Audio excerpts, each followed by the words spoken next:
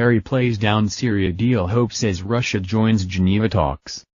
U.S. Secretary of State John Kerry played down expectations of a new Syrian ceasefire deal with Russia after talks in Geneva aimed at agreeing on how to separate al-Qaeda-linked militants from opposition fighters in the besieged city of Aleppo. After two failed ceasefire agreements between the United States and Russia to end the fighting in Aleppo, a new round of talks includes Saudi Arabia and Qatar, which support Syrian opposition groups. Syria's ally Iran was not invited, a Western diplomat said.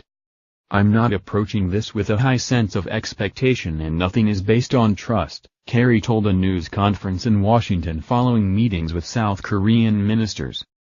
"I urge Russia to sit at this table in Geneva and be serious about finding a simple way, which we are offering, to make sure that those who are genuinely terrorists are in fact separated out, isolated," Kerry said. Kerry spoke as a senior NATO diplomat, citing Western intelligence, said that Russian warships off the coast of Norway were carrying fighter aircraft that are likely to reinforce a final assault on Aleppo in 2 weeks. The Geneva talks follow a meeting between the United States and Arab and European allies on Tuesday that sought to coordinate efforts toward a new ceasefire after Russia, Syrian President Bashar al-Assad's more powerful ally, unexpectedly announced it had halted airstrikes on rebel-held areas of Aleppo. Michael Radney, the U.S. Special Envoy for Syria, led Washington's delegation in the talks in Geneva, while Moscow sent military experts whose names were not released. It was not clear if the talks would continue on Thursday.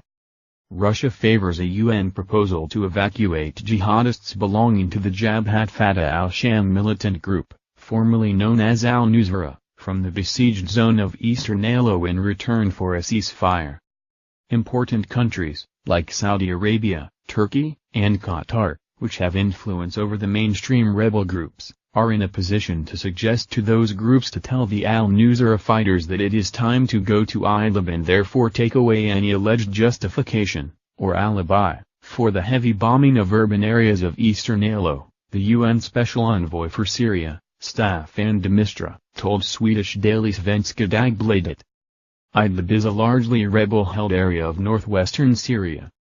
Russia has said a planned 8-hour ceasefire on Thursday will be extended if other rebels clearly distance themselves from Jabhat Fatah al-Sham, but it will not prolong the pause unilaterally.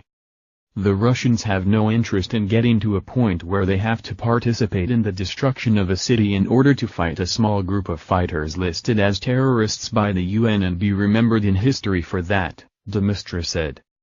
The last ceasefire fell apart in September, since when Russian and Syrian forces have undertaken a massive bombing campaign against eastern Aleppo in which hospitals have been destroyed and hundreds of civilians killed.